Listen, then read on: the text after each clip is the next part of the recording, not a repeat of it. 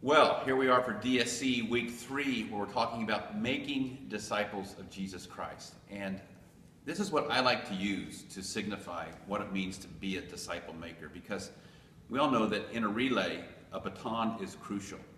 And you do your part, and then when you get to the end of your part, you do the pass. And if you don't make the pass, then the race is over. And it's the same way in disciple making, that Jesus has called us to be disciples who make disciples. That was his great commission that he gave to us, was to go be disciple makers.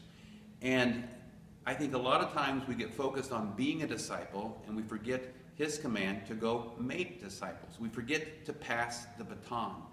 And I'm here today with Travis Melby, and I have the privilege of meeting with Travis in a triad regularly. And I would just like for him to share a little bit about a recent experience he has had in disciple making. So, Travis, could you just tell us about what is this opportunity that you've been participating in? Sure, yeah. So, some time ago, the Lord put in my heart the calling to get involved in jail ministry. And I think there's a lot to be said about how that calling was clear, but in the interest of time, I followed that calling mainly out of obedience, I guess. I knew it was not something that I would have chosen just for myself and my own reasons, so that helped it become clear. But there was a lot of trepidation going into that, and I thought, this could be a uncomfortable scenario, but something that, we do anyways out of obedience. And in the end, I found that to be much more than what my expectation would have been, and just not only that service and that discipleship was something that, yes, we do, and there could be some suffering or some burden or some uncomfortable experiences. What I really found out was it was just full and rich of blessings that I could never have even imagined. And that played itself out through a couple of experiences where we had some of the prisoners really reach kind of a level of breakdown through the Bible study and the worship time that we were having together, really looking for or being in a state of despair, really. I think a state of brokenness where Jesus sometimes wants us to be found by him. Mm-hmm. Absolutely. And so, not being an expert, not being necessarily fully equipped, and I think that God doesn't necessarily call the equipped, he equips the called. Yep. I wasn't counselor or any necessarily expert in addiction counselor or anything that some of these guys are going through, but we just took it to prayer, and we took these guys' despair and their worries about how they would transition once they got out of prison, or how to win over from their addictions. And there's a lot of great ministries like Adult Teen Challenge, and not knowing exactly how to guide these guys, we just took it to prayer. And in 2 different occasions, I went back the following week, and the prisoners told me stories. For example, do you know the guy that we prayed for last week? The very next morning, they were entered into a transition program or entered into an Adult Teen Challenge, and they're not, I was thinking, well, why isn't this guy here? And the reality was they weren't there because they had already been able to transition to something that would help them. And so everybody in the room realized that power of prayer. So these prisoners were seeing these prayers being answered very quickly, and were praising God for that. And so obviously that gave them benefit and strengthened their faith, but it also emboldened mine. Mm-hmm. And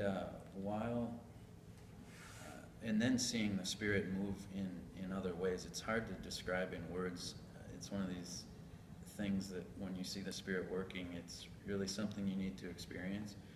But I can certainly say that there's a clear sense that the Spirit is there and is working in the hearts and minds of these men. I don't know the eventual outcomes of that, but I can feel that. And in terms of the benefit that that provides, what I realized was this is about obedience, but it's also about the enrichment for your life and stepping into service, whether that's discipling or other types of service, just enriched me in ways that were far exceeding any expectation I had for this work. And so what it removed even from my radar completely, the service aspect of serving, and I will do it now purely for the blessing aspect of it, because I am so richly blessed by preparing and studying the Word in preparation to speak to these guys. What that does to enrich me is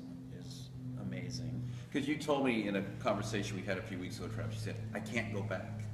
I can't go back to life as what it was, now that I've tasted what God can do in this disciple making. Yeah, I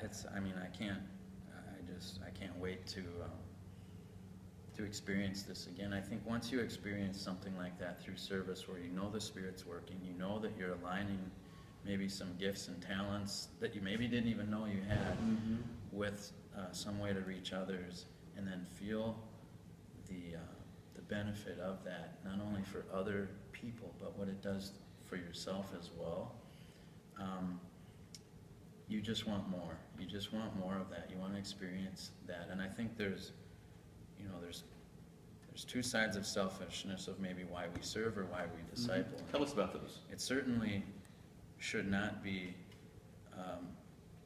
for self-seeking reasons that are feeling better about yourself, or feeling recognition or a pat on the back by others, or self-righteousness. That's basically becoming a Pharisee. Right. Yeah. But I think that when you experience a closeness to God, and you experience that, and you desire that, even for your own benefit, that's a selfishness that God supports in every way, that He wants you to experience more of Him and to continue to want to serve so that you experience that. That's something we should chase. Yeah. So you talk about it a little bit, but we know that Jesus made the offer of an abundant life to those who follow Him. How do you make a connection between experiencing the abundant life that Jesus offers and making disciples? It's like I said, that that act of service that is discipling. Not all service has to be discipling, but I think all discipling has some service involved. Absolutely, yeah. And I think that through serving, we are able to experience God, and that's always abundant life. Yes. We experience more of the Spirit, experience more of God. We get to experience our alignment of our talents and abilities with His plan, which offers a completely different level of joy than just aligning our talents to things we may be doing in a secular environment. There's value in all of those, but when you realize the value of aligning your talents with His plans, that creates a joy that is far exceeding of any other pat on the back type of activity for you just doing good in your career or otherwise. Yeah. So that's exciting, but it also allows you